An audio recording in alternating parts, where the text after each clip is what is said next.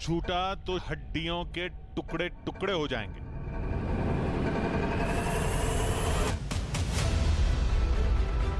कदम फिसले तो दर्दनाक मौत होगी। नजर चूकी तो सिर का कचूमर निकल जाएगा। अब ऐसी गुफा में घुसोगे तो इनसे कैसे बचोगे? होश कह रहा था लौट जाओ, जोश कह रहा था बस एक और कोशिश, और दुनिया को वो दिखा दो जो आज तक छुपा है। अभी तक वहाँ जो गए आदमी बहुत कम लौट के आए हैं। आप लोग भी मत जाइएगा।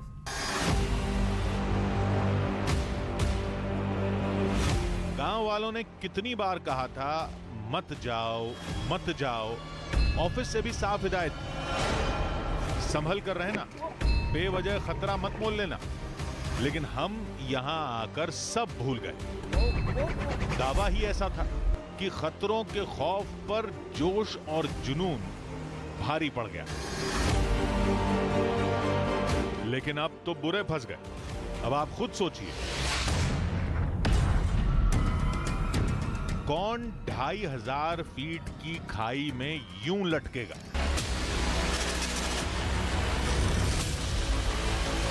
कौन सैकड़ों फीट ऊंची खड़ी पहाड़ी पर चढ़ेगा?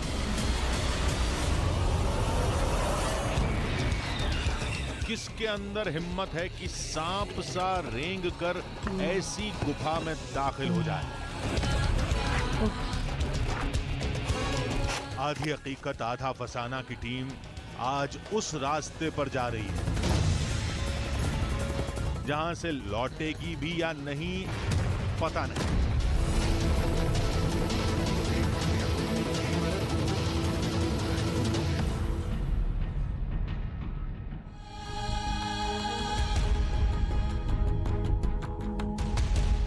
आधी हकीकत आधा फसाना।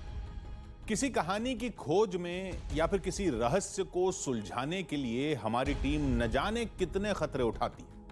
ये तो आपने हमारी कई शो में देखा हो, कई बार देखा हो।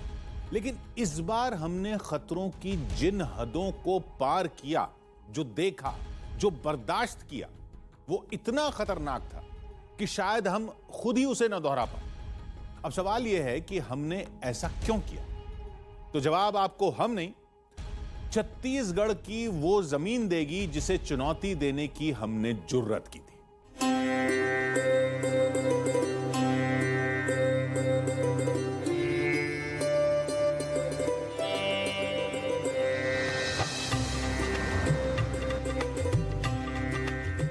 छत्तीसगढ़ भारत का एक खूबसूरत प्रदेश।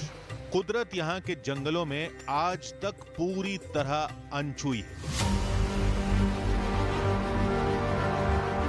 जहां आज तक कोई नहीं पहुंचा, उन्हीं जंगलों, पहाड़ों और खाइयों में छुपे हैं कई अनदेखे रहस्य।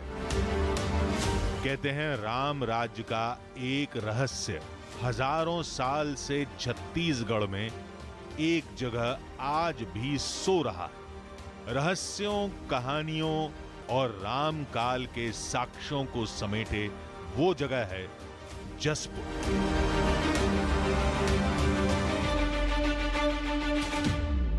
नमस्कार, मेरा नाम है आदित्य राय और आज जिस कहानी से मैं आपको रूबरू कराने वाला हूँ वो कहानी है त्रेता युग की। कहानी ये है कि रामायण काल के बाद जब भगवान लक्ष्मण को अपना वास्तविक शेषनाग वाला रूप धारण करना था और उसे धारण करने के लिए उन्हें नागलोक जाना था, तो वो मैकल की इन पहाड़ियों में पहुँचे। मैकल की इन पहाड़ियों में इसलिए पहुँचे क्योंकि कहते हैं कि मैकल की इन पहाड़ियों में एक रहस्यमय कुंड है जहाँ से नागलोक के लिए एक गुप्त रास्ता जाता है। नागलोक वापस जाने से पहले भगवान लक्ष्मण इस जगह पर कुछ देर के लिए विश्राम करने रुके और प्यास लगने पर उन्होंने अपने पैरों का पंजा मारकर पानी धरती से अवतरित किया। कहते हैं यही वो लक्ष्मण कुंड है और इसी वजह से इस जगह का नाम लक्ष्मण पंजा पड़ा। हमारा अगला पड़ाव महनई गांव था। गांव एक जंगल से घिरा है और लोगों के मुताबिक उस जंगल में राम और लक्ष्मण से जुड़े कई साक्ष्य हैं। लोगों के मुताबिक यहीं लक्ष्मण ने राम से विदा ली थी और अपना शेषनाग रूप धारण किया। कहते हैं वहां किसी पहाड़ी पर लक्ष्मण के नागलोक जाने का गुप्त रास्ता छुपा हुआ है। गांव पहुंचकर हमने बिना वक्त गंवाए गांव वालों से सीधे सवाल किया, लेकिन न जाने क्यों नागलोक का नाम सुनते ही सब घबरा गए।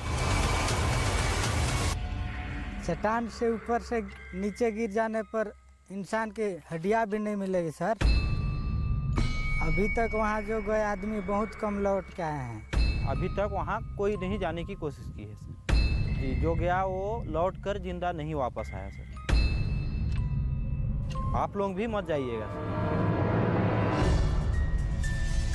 किसी ने राम से जुड़े साक्ष्य की कहानी सुनाई तो कोई लक्ष्मण की बात करने लगा।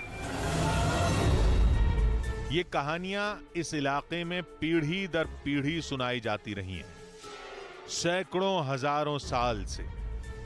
अब तिनका है तो उसका पेड़ भी कहीं ना कहीं जरूर होगा। हमने सोचा कि कहीं गांव वाले मशहूर होने के लिए झूठ तो नहीं बोल रहे, लेकिन अगर ऐसा होता तो वो हमें जाने से क्यों रोकते, वहां ले जाकर कुछ भी उल्टी सीधी कहानी गढ़ देते। इसका मतलब पहाड़ों में कुछ तो है। उस विशाल जंगल में कुंड को तलाश पाना नामुमकिन काम था। हमने साथ चलने के लिए कहा तो गांव वालों ने साफ मना कर दिया। बहुत मुश्किल से कुछ लोगों को हमने साथ चलने के लिए तैयार किया। आज तक आपने मेरे साथ जंगल के कई सफर तय किए, लेकिन आज आप सोच रहे होंगे कि आदित्य राय इतने साजो सामान के साथ जंगल में क्यों चल रहा है। कहानी तो आपने सुन ली और जंगल के खतरों के बारे में भी लोगों ने आपको समझा दिया। तो आइए चलते हैं इस रहस्यमयी नागलोक के खतरनाक और रोमांचक सफर पर और आप मजा लीजिए इस जंगल के रोमांच और खतरों का। गांव वालों के मुताबिक राम और लक्ष्मण यहीं से गुजरे थे, इसलिए यह जमीन उनके लिए पूज्य थी। लेकिन वो नागों की सेना का नाम ले लेकर डर रहे थे। हम रास्ते भर उनका हौसला बढ़ाते रहे। जंगल यहाँ से शुरू हो गया मनु जी। यहाँ से नागलोक का जंगल शुरू हो गया है और नागलोक का जंगल में 2700 प्रकार के सर्प रहते हैं। 27 प्रकार के सांप होते हैं यहाँ जी। 27 प्रकार के सांप होते हैं और कौन कौन से सांप होते हैं जहरीले यहाँ? रसेल वाइपर भी होता है सुना है। रास्ता वाइपर कराइट। अच्छा, रसेल वाइपर और कॉमन करे दोनों होते हैं जी। अच्छा, तो तुम डरा रहे हो क्या यार? रसेल वाइपर है यहाँ, रसेल वाइपर है दादा यहाँ, बच के चलना जरा। थोड़ा आगे बढ़े थे कि तभी गांव वाले चीखने लगे। हम उस ओर भागे।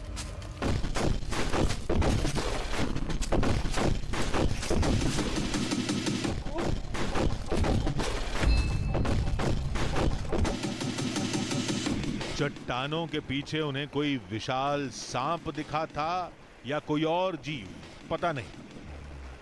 डरकर गांव वाले वहीं खड़े हो गए, लेकिन हमारे पहुंचने से पहले वो जीव न जाने कहां गुम हो गया। गांव वाले बेहद घबराए हुए थे। हमने किसी तरह उनका हौसला बढ़ाया और आगे चलने के लिए फिर से तैयार किया। आधी हकीकत आधा फसाना की टीम को पहले इस पहाड़ी पर चढ़ना था, फिर वहां से एक खाई में उतरना था। गांव वालों ने बताया कि वो खाई का रास्ता ही लक्ष्मण यानी शेषनाग के उस नागलोक तक हमें ले जाएगा।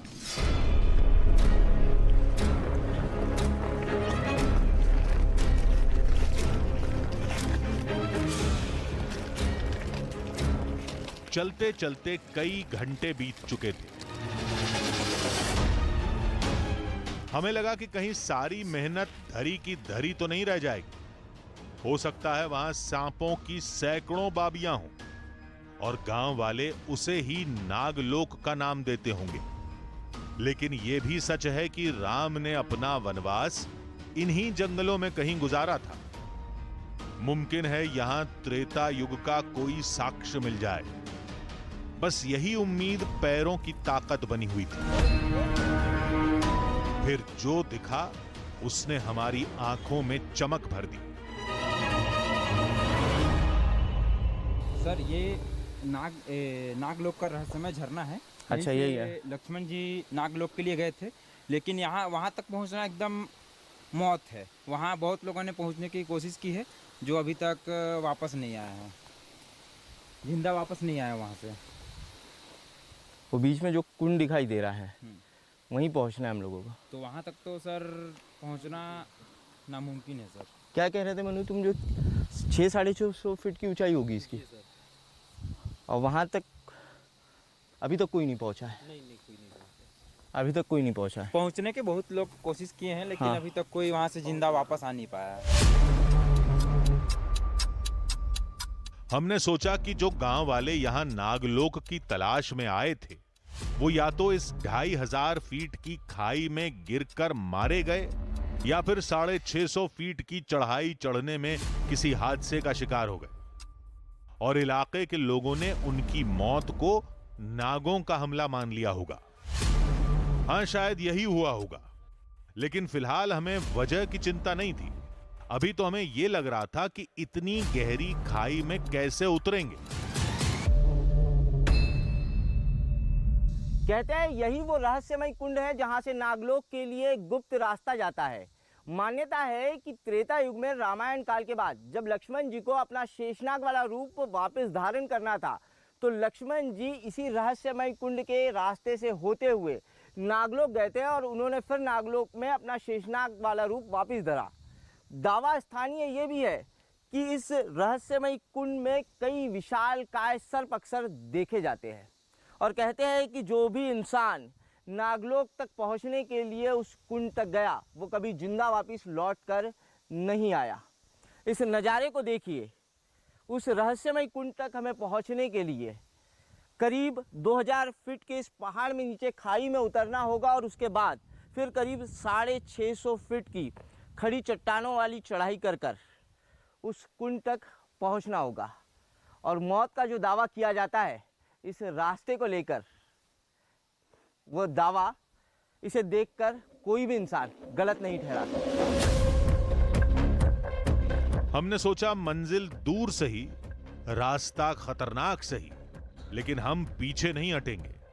क्या पता हमें उस कुंड में या उसके आसपास कुछ ऐसा मिल जाए जिससे सदियों का इतिहास बदल जाए। नीचे उतरना है सर। कहाँ से? यहाँ से। अच्छा, यहीं से नीचे उतरना। और वो भी पूरा रस्सी के सहारे से उतरना है नीचे। तो करीबन जो है कि 1000 फीट से ऊपर की खाई होगी। जी सर। इससे पहले उतरे हो कभी? नहीं, इसमें कभी नहीं उतरे हैं सर, और आपको ही उतरना पड़ेगा सबसे पहले। इसमें कभी नहीं उतरे हो? नहीं। साथ वाला कोई बंदा जो उतरा हो यहाँ? नहीं। कोई भी नहीं है।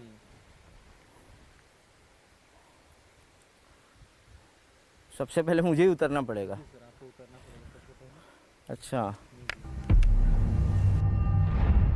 गांव वालों ने नीचे उतरने से साफ मना कर दिया। पहले आप जाइए, आप बच गए तब हम आएंगे। अब कोई रास्ता नहीं था, सांस अटकी थी, लेकिन इरादा मजबूत था।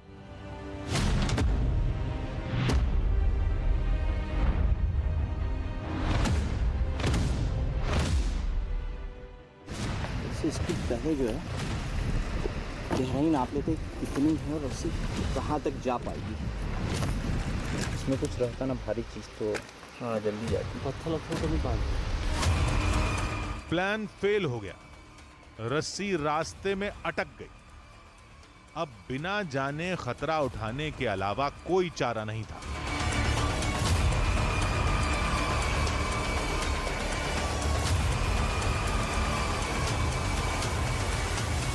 नागलोक का वो रहस्यमय कुंड हमारे आंखों के सामने है, लेकिन उस तक पहुंचने की पहली और सबसे खतरनाक चुनौती यहीं से शुरू होती है।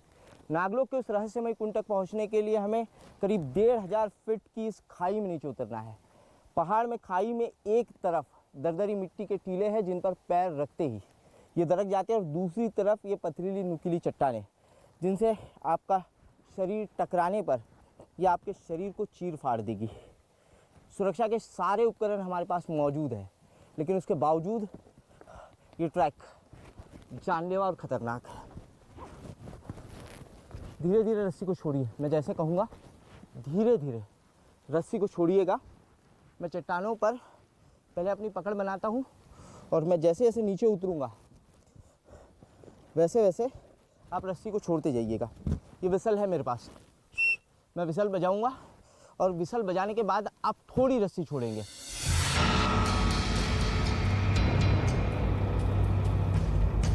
फिसलती चट्टानों ने खतरे की घंटी बजा दी। ओ, ये दरक रहा है दादा, ये जानलेवा ट्रैक है दादा। चट्टानें सतह से अटकी थीं बस, एक पैर फिसला तो खेल खत्म। और वही हुआ जिसका डर था। ओ, रस्सी का सहारा न होता तो हम हजारों फीट गहरी खाई में समा गए होते। अब और संभल कर कदम रखने होंगे।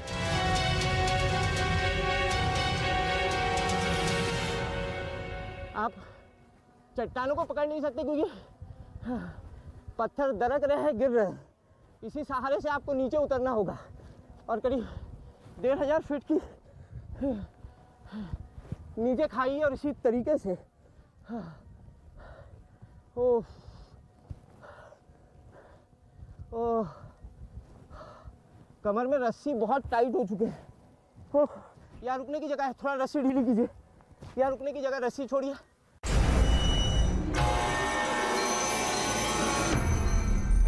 थोड़ा नीचे उतरे ही थे कि एक और हादसे का शिकार बन गए। ओह, गॉड, ओह, ओह, ओह, आह, ओह, ओह, ओह, एक, ओह, ओह।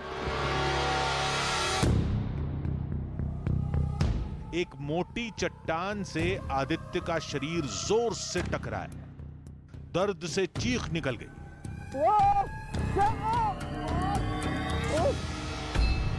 कमर में एक जो है चट्टान का बाहरी सिरा जोर से टकराया। मैं इस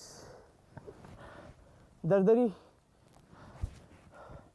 मिट्टी से मेरा पैर फिसला और बहुत तेज चोट लग चुकी है कमर में।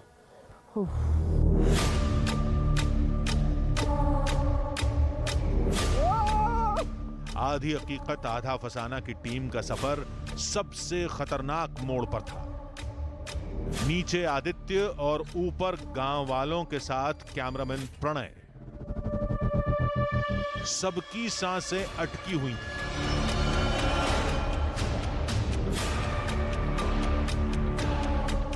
आदित्य धीरे धीरे नजरों से ओझल हो रहे थे।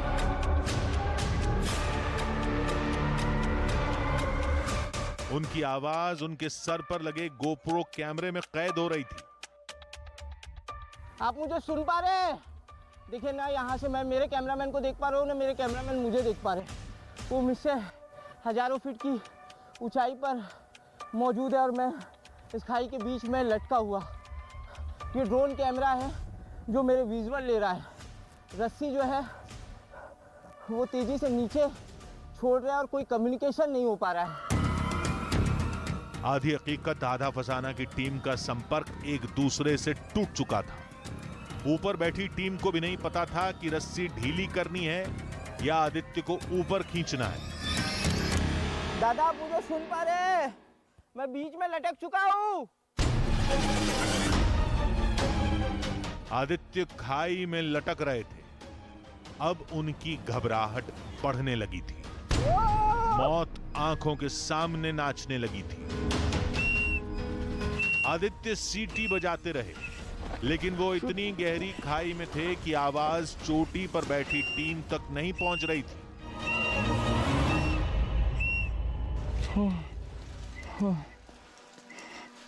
रस्सी मत छोड़ो, रस्सी मत छोड़ो अभी, जब तक सीटी ना बजाऊं। सीटी बजाऊंगा तब छोड़ना यार, और थोड़ी थोड़ी छोड़ो, एक एक 1.5 फीट।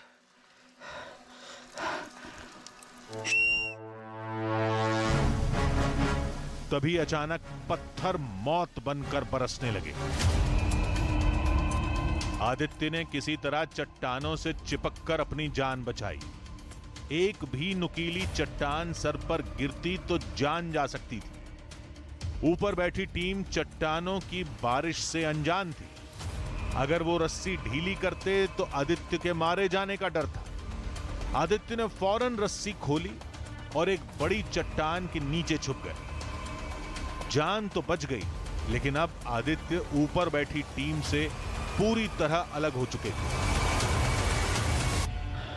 ये देखिए, बाकी सारी टीम के लोग ऊपर हैं और मैं यहाँ नीचे इस खाई में फंसा हुआ हूँ। और मेरी स्थिति देख के टीम के किसी भी सदस्य के नीचे आने की हिम्मत नहीं है। कोई भी नीचे, करीब 500 फीट से ज़्यादा मैं खाई में नीचे उतर चुका हूँ, लेकिन अब कोई यहाँ से यहाँ वापस आने को तैयार नहीं। और इस रास्ते से ऊपर चढ़ के जाना तो मेरे बस की बात नहीं, जिसकी वजह से अब जो है नीचे वाला ये रास्ता ये हमें तय करना पड़ेगा। न वो रस्सी के सहारे ऊपर जा सकते थे, न उनसे संपर्क करने का कोई जरिया था। वो खाई में बीच में अटके थे। इधर से वापस जाना यानी नामुमकिन और मौत के मुंह में जाने जैसा। और इधर से वो रास्ता जिसकी आपको कोई जानकारी नहीं और रास्ता दिख ही नहीं रहा है, सिर्फ बड़ी बड़ी पथरीली चट्टानें। पानी की कमी हो चुकी है शरीर में। धूप जो है वो तेज है, करीब 40 डिग्री सेल्सियस तापमान है जंगल का। शरीर डिहाइड्रेट हो रहा है। हर कदम पर मौत का खतरा था। एक भी पत्थर पहले की तरह पहाड़ से टूट गया तो आदित्य सीधे खाई में समा जाएंगे, लेकिन यहां बैठेंगे तो गर्मी और डिहाइड्रेशन से मारे जाएंगे। चला जाए, मदद के लिए कोई नहीं आने वाला, क्योंकि कम्युनिकेशन पूरी तरीके से टूट चुका है। करता हूँ इन चट्टानों से ऊपर चढ़ने की। आदित्य मजबूत और बड़ी चट्टानों के रास्ते ऊपर चढ़ने लगे। इस बार किस्मत ने साथ दिया। हालत खराब हो रही, कुछ नहीं समझ आता तो जोर जोर से चिल्लाते, पर न कोई सुनने वाला था न सुनाने वाला। आदित्य की उम्मीद और हिम्मत दम तोड़ रही थी। तभी कैमरामैन प्रणय की एक ट्रिक काम कर गई। प्रणय ने ड्रोन के जरिए आदित्य को इशारा देकर रास्ता बताना शुरू किया। आदित्य उसी का पीछा करते हुए आखिरकार सुरक्षित स्थान पर पहुंच गए। उस लम्हे में दिमाग में सिर्फ एक बात थी, जिंदगी से कीमती कुछ भी नहीं। हमें नीचे उतर गए थे 10 लोग, फिर 10 लोग ऊपर चढ़े, फिर ड्रोन घुमाए, कितना ढूंढे तुम्हें। मैंने को डर लग रहा था यार, कोई भगवान करे तुम ऊपर आओ यार। आ रहा हूँ दादा, जंगल ना आपके बस में है ना मेरे बस में है। यार इतना भूल भुलैया फंसना नहीं चाहिए यार। दादा ये जंगल जो है मौत का जंगल शायद इसे इसीलिए कहा जाता है। 10 लोग ढूंढ रहे थे, 10 आंख एक ड्रोन, किसी पे नजर नहीं आ रहे तुम। इससे बड़े खतरे का मुकाबला हमने आज तक नहीं किया था। शरीर जवाब दे चुका था, लेकिन जुनून ने हार नहीं मानी थी। मौत को देख के दादा जो आदमी आया हो, लेकिन हंसना जरूरी, क्योंकि अभी सफ़र को पूरा करना है। सफ़र को ऐसे नहीं छोड़ सकते। कोई दूसरा रास्ता खोजना पड़ेगा नागलोक की उस रहस्यमय गुप्त रास्ते तक पहुंचने के लिए।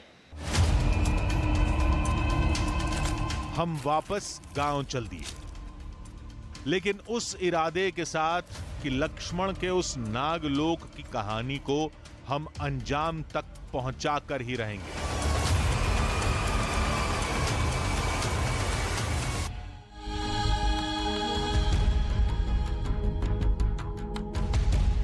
आधा फसाना। लोगों ने हमसे कहा था कि जंगल में आपको त्रेता युग के न जाने कितने अनदेखे साक्ष्य मिलेंगे। राजा राम की आभा का एहसास होगा, लक्ष्मण के होने के साक्ष्य भी दिखाई देंगे, और तो और आपको नागों की सेना मिलेगी, और यह सब आपको एक कुंड में दिखाई देगा।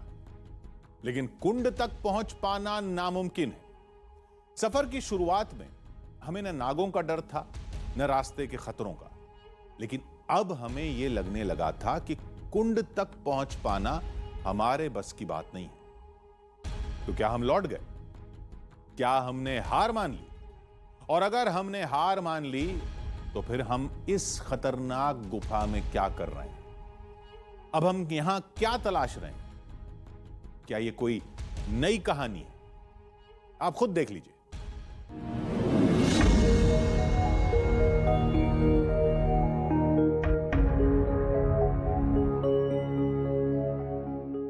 सुबह सूरज की सुरमई चादर ने अंधेरे को ढककर हमारी आंखें खोली। हम गांव में थे और मौत से बचकर आए थे।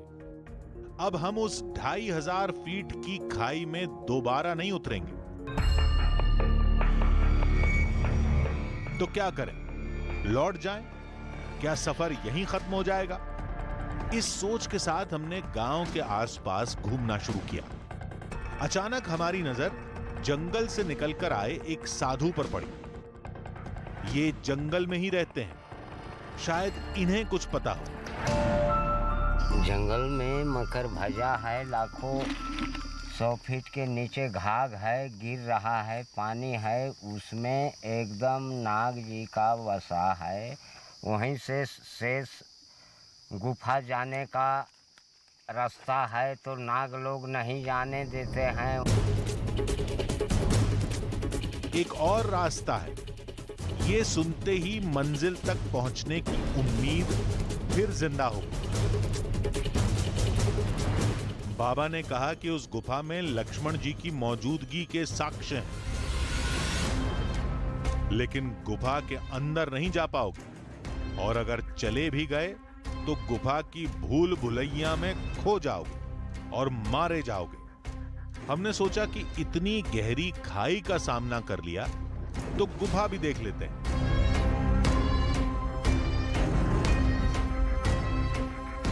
आपको पता है वो गुफा कहाँ है? यही है गुफा। आप गए हैं कभी वहाँ? हाँ, कुछ दूरों तक।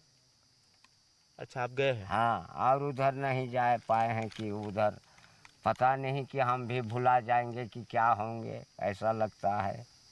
अच्छा, डर लगता है। हाँ बताएंगे वो गुफा कहाँ हाँ, यहीं पर है। है? बताइए कहाँ है। यहाँ पर है। चलिए बताइए।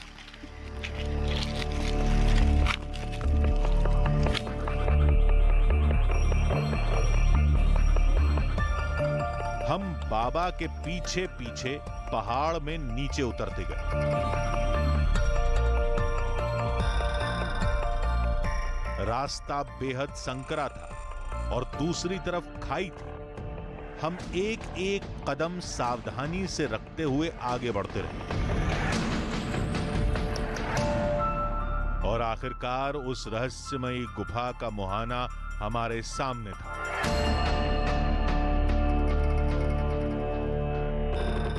नीचे हजारों फीट खाई में जो पानी बह रहा है, ये पानी रहस्यमयी नागलोक के कुंड से ही निकल रहा है। सामने भूरी चट्टानों वाला जो पहाड़ दिखाई दे रहा है, ठीक उसी पहाड़ के पीछे रहस्यमयी नागलोक का कुंड है। और जिस पहाड़ पर इस वक्त मैं मौजूद हूँ, इसी पहाड़ पर वो गुफा है जहाँ से नागलोक के लिए एक दूसरा रास्ता जाता है। ये सारी जगह आपस में इंटरकनेक्टेड है। ये पहाड़ पूरी तरह एक दूसरे से जुड़े हुए हैं। और कहते हैं इसी गुफा से एक दूसरा रास्ता ठीक नागलोक के कुंड में उसी जगह पर जाकर मिलता है जहां पर नागलोक का द्वार छिपा हुआ है। गुफा में थोड़ा अंदर जाते ही समझ आ गया कि बाबा ने गुफा को खतरनाक क्यों कहा था। गुफा के अंदर 5-7 मीटर ही बढ़ने के बाद घनघोर अंधेरा छा जाता है। बाहर का उजाला अंदर नहीं आ पा रहा है और मेरे हेड पर एक माउंट लाइट लगा हुआ है। इसके सहारे भी हम बमुश्किल 10 से 12 फीट ही देख पा रहे हैं। आगे घनघोर अंधेरा है। गुफा काफ़ी सक्रिय है। इंसान यहाँ पर खड़ा नहीं हो सकता, बैठ के भी वो ठीक तरीके से नहीं चल सकता।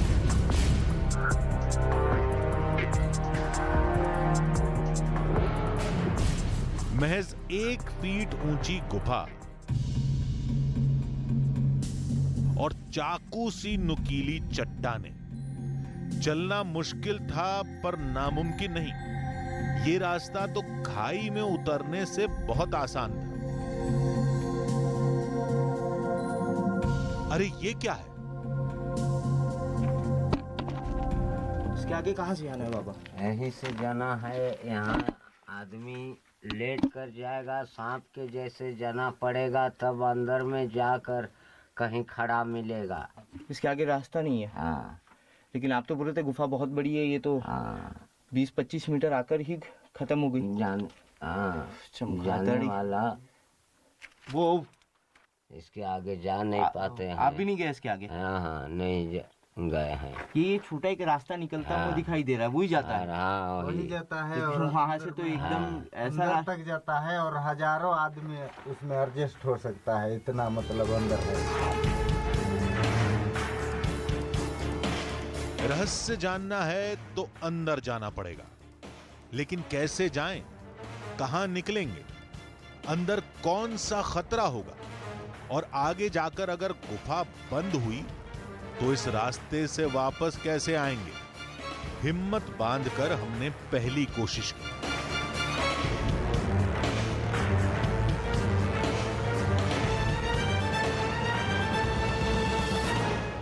तकलीफ हो रही है दादा यहाँ से अंदर बढ़ने पे। दादा मैं जो है पीछे कुछ भी नहीं देख पा रहा हूँ। आप सिर्फ मेरे को इतना बताइएगा कि मुझे शरीर ये नहीं थोड़ा डाउन, थोड़ा डाउन, थोड़ा डाउन, थोड़ा डाउन, डाउन, डाउन। हाँ वरना हाँ, चोट ना लगे। हाँ हाँ और थोड़ा डाउन, थोड़ा हाँ और थोड़ा डाउन। हाँ बस बस बस आराम से। ओ तो यार रुको रुको, अभी मत जाओ, अभी मत जाओ। तभी कुछ ऐसा दिखा जो उस अंधेरे में उम्मीद की किरण बन गया। दादा यहाँ अंदर दिख रहा है। दिख कोई रास्ता है दादा? दिख रहे हैं? दिख रहा है। मुझे बड़ी सुगंध दिखाई दे रही है दादा। मैं अंदर जा रहा हूँ, तो अगर कुछ खतरा हो तो मेरे पैर खींच लेना। बिल्कुल। मैं जैसे चिल्लाऊंगा। तभी किसी ने हमला कर दिया। नहीं नहीं, चमगादड़ है। चमगादड़ थी। एक पल के लिए डर से जान निकल गई थी, लेकिन हम पीछे नहीं हटे और आखिरकार कोशिश सफल हुई।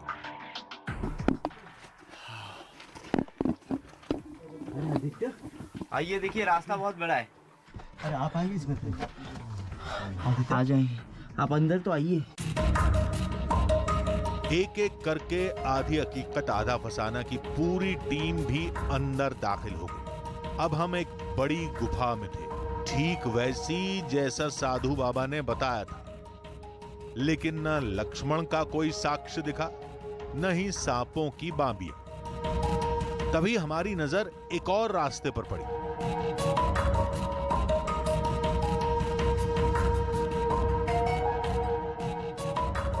गुफा में कई रास्ते दिखाई दे रहे हैं। इस तरफ से जाने की जगह दिखाई दे रही है। एक ये रास्ता दिखाई दे रहा है और दूसरा इस तरफ एक रास्ता है।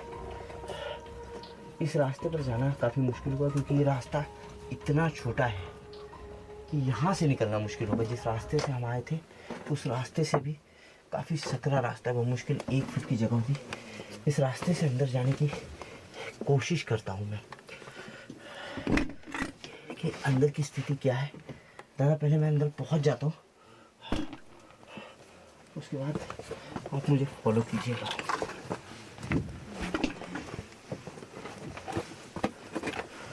आदि ध्यान से।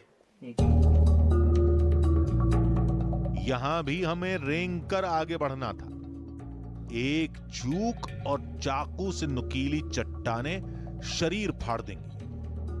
लेकिन अब इतना अंदर आ गए हैं तो कदम पीछे नहीं खींचेंगे। अब जो होगा देखा जाएगा।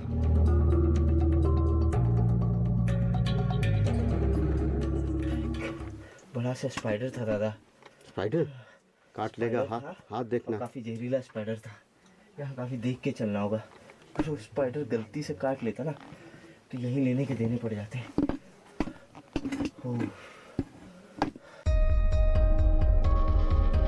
जहरीली मकड़ी आहट पाकर छुप गई। लेकिन अगर कोई जहरीला सांप होता तो वो हमें खतरा समझकर हमला कर देता।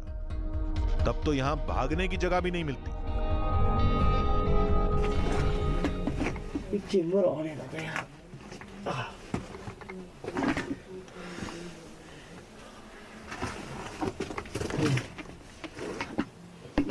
अचानक से कोई बदबू यहाँ आ रही है। बहुत तेज बदबू है।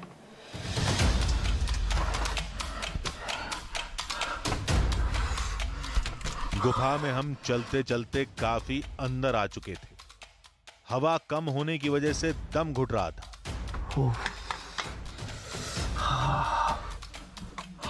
एक अजीब सी गंध आ रही थी। यहाँ से बाहर निकल। अब ये चमगादड़ की लीद की गंध थी या कुछ और, पता नहीं।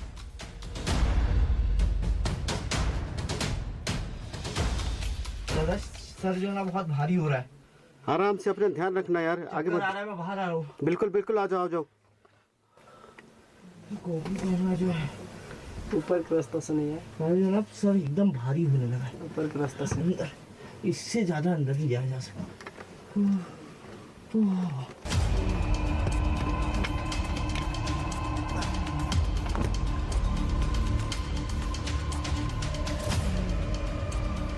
न जाने क्या था, बेहोशी छाने लगी।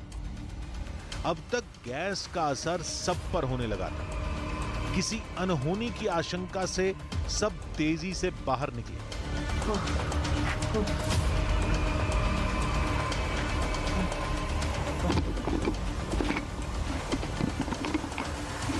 गांव वालों ने कहा कि गुफा में बहुत अंदर सैकड़ों हजारों नाग हैं और ये उन्हीं की जहरीली फुफकार का असर था। अब ये मान पाना तो मुश्किल है, लेकिन वो दम घोंटती गंध किस चीज की थी ये भी समझ नहीं आया। सांस लेने में दिक्कत हो रही थी, आंखों में जलन हो रही है अभी तक। सर एकदम भारी हो गया। अरे मैं मना किया था सर आपको अंदर जाने के लिए, तो आपने तो बहुत देर लगा दिए। थक हार कर हम गांव लौट आए।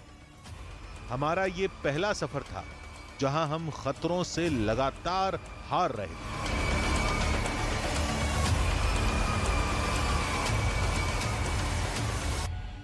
एक और कोशिश, एक और हार।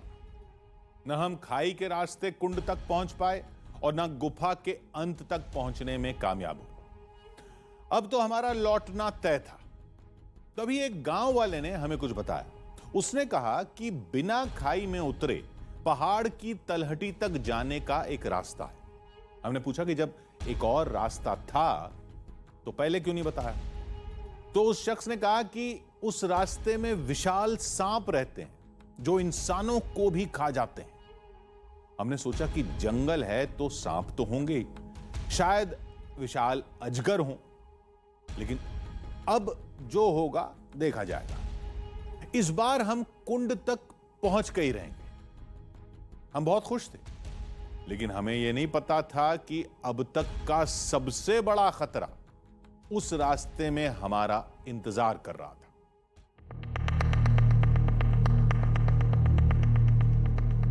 2500 फीट की खाई उतरने की कोशिश नाकाम रही। गुफा के अंदर भी उस रहस्यमयी गंध ने हमें भागने पर मजबूर कर दिया।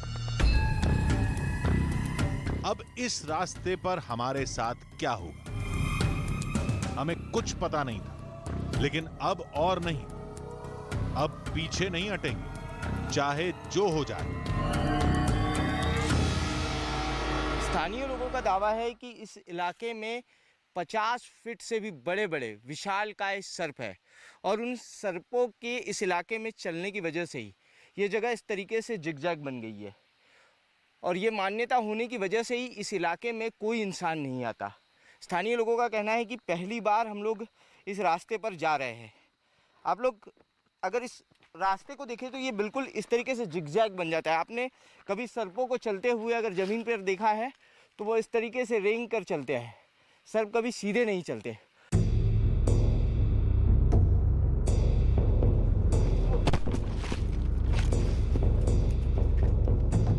हम कई बार गिरे, बहुत ही संभल के आपको उतरना पड़ेगा इस रास्ते से। एक पैर जो है यहाँ संभाल के रखना होगा। ये जो है पकड़ पटेल, पकड़ पकड़। चोट लगी, दर्द बर्दाश्त किया,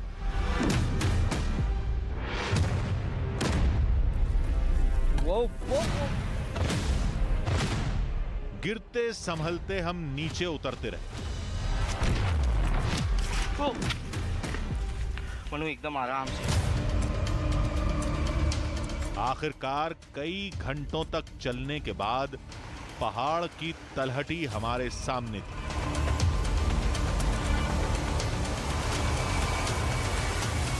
दो दिनों तक खतरनाक जंगल की खाक छानने के बाद जब आप अपने मुकाम के बेहद करीब होते हैं तो आपका उत्साह बढ़ जाता है और वो चमक आपके चेहरे पे आ जाती है। मेरे चेहरे की चमक देखकर आप समझ गए होंगे कि हम लोग नागलोक के कुंड के बिल्कुल नीचे मौजूद है। यहाँ से इस झरने और खड़ी चट्टान की 650 फीट की चढ़ाई करने के बाद हम नागलोक के कुंड में होंगे और नागलोक का रहस्य आपके सामने होगा। सामने 650 फीट की ऊंची चढ़ाई थी, एकदम दीवार सी सीधी, और ऊपर से बहते झरने की वजह से जगह जगह पर काई की फिसलन। इस पर चढ़ पाना लगभग नामुमकिन था, लेकिन आज तक आधी हकीकत आधा फसाना की टीम ने खतरों से हार कर कभी सफर खत्म नहीं किया था। हमने चढ़ाई शुरू की, लेकिन हर कदम पर खतरा साथ चल रहा था।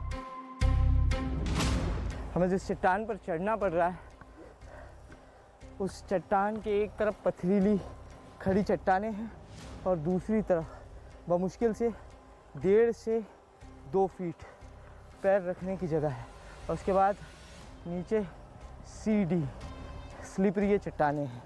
अगर गलती से आपका पैर फिसला तो चट्टानें आपको सीधे नीचे गिरा देगी। अब तक हम करीब 250 फीट की चढ़ाई चढ़ चुके थे। कुंड तक जाने के लिए हमें इस रास्ते पर चढ़ना था। चढ़ाई एकदम खड़ी और चिकनी थी। सीधे में आके हमने गलती तो नहीं कर दी? यहाँ से कैसे चढ़ पाएंगे? रास्ता है भाई साहब ये जो है कि अगर गलती से इन चट्टानों से अगर नीचे फिसल गए ना तो जान यानी हड्डियां नहीं मिल पाएगी घर वालों को। सहारे के लिए न कोई पेड़ था न उभरी चट्टानें। पानी की रफ्तार तो तेज नहीं थी, लेकिन लगातार पानी बहने की वजह से जगह जगह काई जमी हुई। अगर एक बार भी पैर फिसला तो सीधे खाई में जाकर गिरेंगे।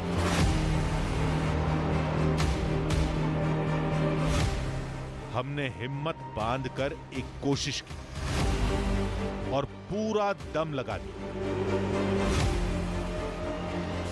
आदिमानव जिस तरीके से चला करते थे, बंदर जिस तरीके से चट्टानों पर पहाड़ों पर चलते हैं, ठीक उसी पोस्चर में हमें चलना पड़ रहा है। जब आप ऊपर चढ़ते हैं नीचे की तरफ बिल्कुल मत देखिए, सिर्फ ऊंचाई की तरफ देखिए तो आपको डर नहीं लगेगा। आधी हकीकत आधा फसाना की आधी टीम ऊपर पहुंच चुकी थी, लेकिन तभी चट्टानों पर फैली काई की वजह से आदित्य और कुछ गांव वालों का हाथ फिसलने लगा। रस्सी फिकवाइए अब यहाँ से जल्दी, आप लोग पहुंच गए ऊपर, जल्दी फिकवाइए, हाथ छूट रहा है, बस टाइट कीजिए, पकड़ लो चलिए, रस्सी पकड़िए, चलिए आ जाइए। यहाँ से काफी स्लिपरी है चट्टाने।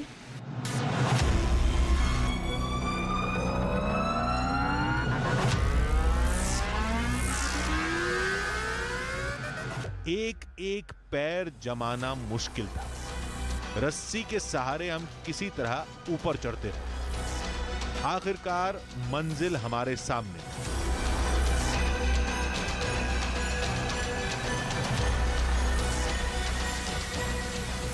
Carry on.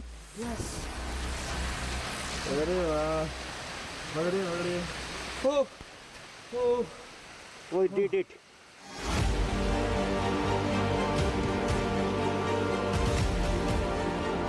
आखिरकार वो कुंड हमारे सामने था,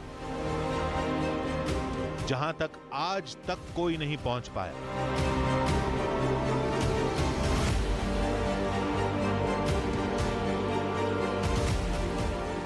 जान जोखिम में डालकर और जी तोड़ देने वाले खतरों का सामना कर आखिरकार हम पहुंच ही गए हैं रहस्यमयी नागलोक के कुंड तक।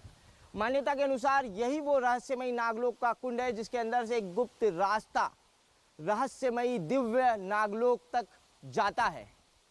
नागलोक सदियों से पूरी दुनिया के लिए एक अनसुलझी पहेली है और खतरों का सामना करते हुए आज उस अनसुलझी पहेली के मुहाने पर हम हैं।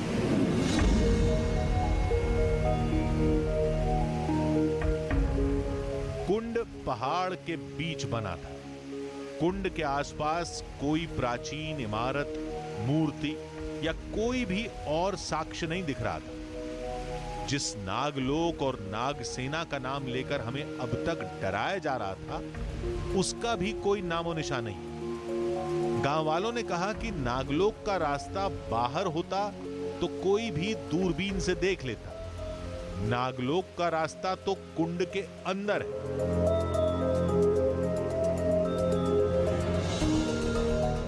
गहराई कितनी होगी? इसकी गहराई तो मापा नहीं गया है सर, तो इसका गहराई मेरे को तो अंदाज नहीं लगता है कि कितना है। इसके अंदर उतरा जाएगा दादा सेफ्टी के साथ, लेकिन नहीं सर, यहाँ तक आप लोग के चलते यहाँ तक तो आ गए, यहाँ उतरेंगे तो भाई उसका जिम्मेदारी आप पर रहेगा। हम जान जोखिम नहीं सर, आप कोई नहीं घुसा है इसमें जी, इसमें आज तक कोई नहीं घुसा है। जब पूर्वज लोग इसको नाप था किए तो उन लोग का भी समझ में नहीं आया।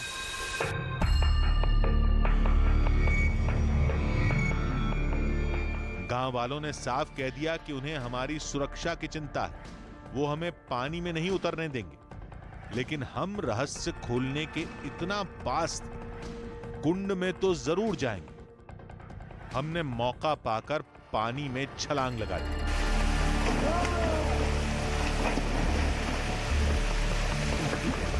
हमें बचाने के लिए एक गांव वाला भी फौरन कूद पड़ा।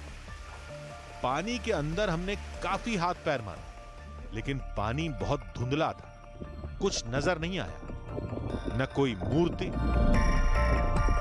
न दरवाजा, न ही कोई सांप। सांस टूटी तो हम वापस आ गए।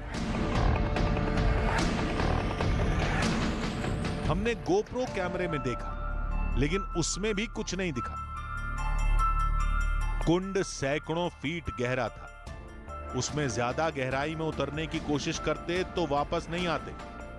हमने रहस्य खोलने के लिए एक रास्ता अपनाया।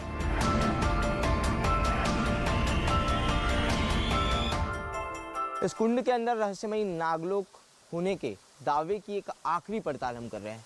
एक एक्सपेरिमेंट करते हैं। 15 किलो वजनी लगभग पत्थर है, इसमें रस्सी बांधकर हम इस रस्सी में गोप्रो कैमरा फिट करेंगे और फिर इस पत्थर को कुंड के अंदर छोड़ेंगे। अगर इस कुंड के अंदर कोई दिव्यलोक होगा, विशालकाय सर्प होंगे या किसी भी तरह के बड़े जलीय जीव होंगे, तो उनकी हलचल जरूर हमें अंदर तक दिखाई देगी।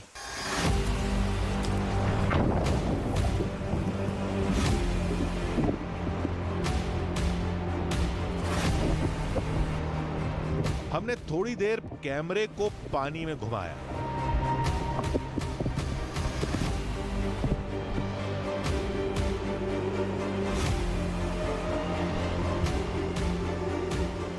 फिर धीरे धीरे कैमरे को बाहर निकाला।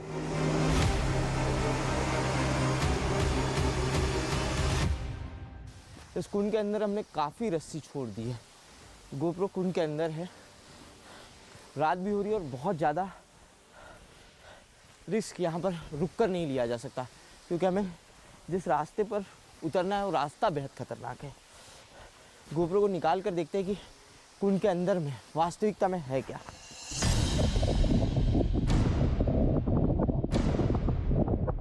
दिल की धड़कनें बढ़ गई थी।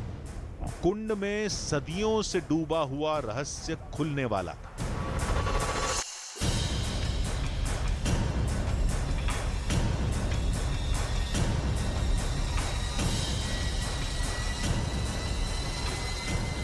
पानी के अंदर हमने पत्थर से बांधकर गोप्रो कैमरे को सैकड़ों मीटर तक पानी के अंदर छोड़ा, लेकिन सिर्फ पानी, ये हरा पानी ही दिखाई दे रहा है। पानी के अंदर और कोई दूसरी चीज़ नहीं दिखाई दे रही है। दादा 1 मिनट, कुछ है पानी के अंदर, कुछ है। रुके रुके, अंदर एक सुरंग दिख रही है और इसके अंदर एक पिलर दिखाई दे रहा है। उसके ऊपर कुछ आकृतियाँ बनी हुई है, स्वर्ण आकृतियों से दिखाई दे रही है। क्लियरली समझ में नहीं आ रहा है क्योंकि अभी गोप्रो की स्क्रीन काफ़ी छोटी है, लेकिन इस गोप्रो कैमरे के अंदर कुछ तो ज़रूर कैद हुआ है। एक बार फिर से रिकॉर्डिंग देखते हैं। आंखें हैरत से खुली की खुली रह गईं। दिमाग सुन्न पड़ गया। कुछ समझ नहीं आ रहा था। गांव वालों को चट्टानों के बीच गुप्त सुरंग का रास्ता जाता दिखाई दे रहा था।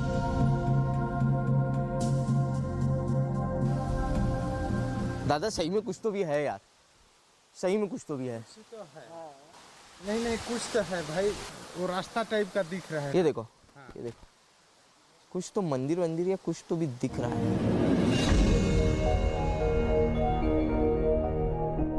हमें रास्ता तो नहीं दिखा, लेकिन हाँ एक पीली आकृति जरूर दिख रही थी। लेकिन वो क्या थी ये कैसे तय होगा? किसी मंदिर का खंबा, प्राचीन कलाकृति, या फिर किसी चट्टान पर बनी मोटी पीली रेखा?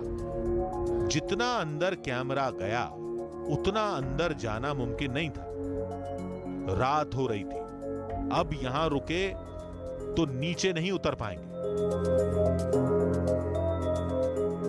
रात होने को अब निकला जाए यहाँ से। उसको पकड़ी, काफी कीमती है। वक्त वापसी का था।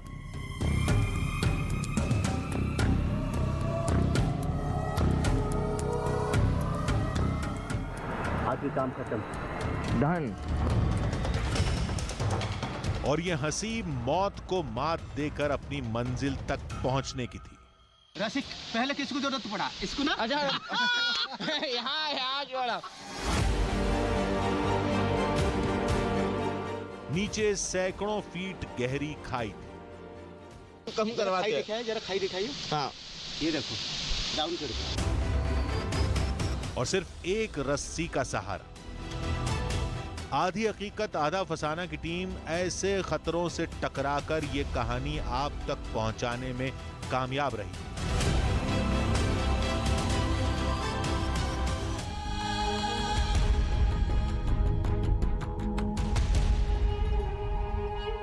गोप्रो कैमरे में जो भी कैद हुआ उसे हमने ऑफिस में देखा, कई बार देखा, लेकिन इस नतीजे पर नहीं पहुंच पाए कि वीडियो में जो आकृति दिख रही थी वो कोई खंबा था, त्रेता युग के अनदेखे साक्ष्य तक पहुंचने का गुप्त रास्ता था, या फिर चट्टान पर पानी की वजह से बना कोई मामूली निशान था।